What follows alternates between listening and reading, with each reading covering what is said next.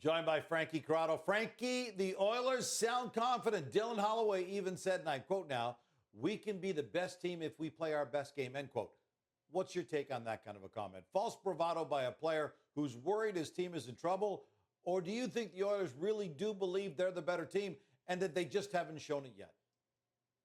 They should believe that they're the better team. You don't get to the Stanley Cup Final by thinking you're the second best team in every series that you've been in. You have to have that confidence, Gino. Now, whether they're able to play with that kind of ability is a different type of question, because they are the most banged up team in this series, and that is clearly showing, and that is going to make it much more difficult for the Edmonton Oilers to come back in this series, not to mention that Florida seems to be comfortable playing any kind of game you want. They're 6-0 when leading after one. They're 8-0 when leading after two periods. So the Edmonton Oilers can't play from behind. And then even when Edmonton does score first, the Panthers seem like they're comfortable working their way from behind in this series. So there's a lot working against the Edmonton Oilers. Yes, they should have confidence because they got to this point, but the Florida Panthers are taking the confidence out of them one game at a time.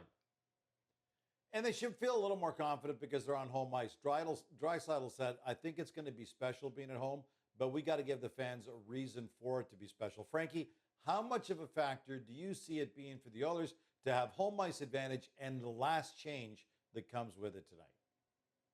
See, I'm not sure that last change is going to mean that much to the Oilers. You want to talk about energy in the building? Maybe that goes to your legs. Maybe that gives you a little bit of a spark. I'm there for that. But last change against the Florida Panthers is not going to mean as much. Here's why. The Panthers down the middle of the ice go Barkov, Bennett, and Lundell.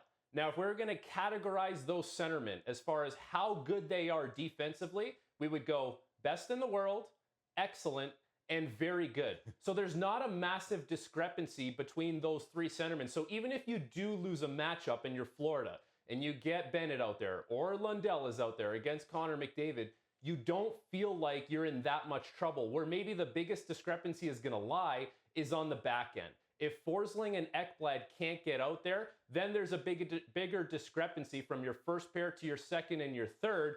But the players on the ice, the D-men, will know that if you see McDavid hop over the boards, immediately, the first possible chance you need to get that change. So I don't believe that last change is going to be the ace in the hole for the Edmonton Oilers.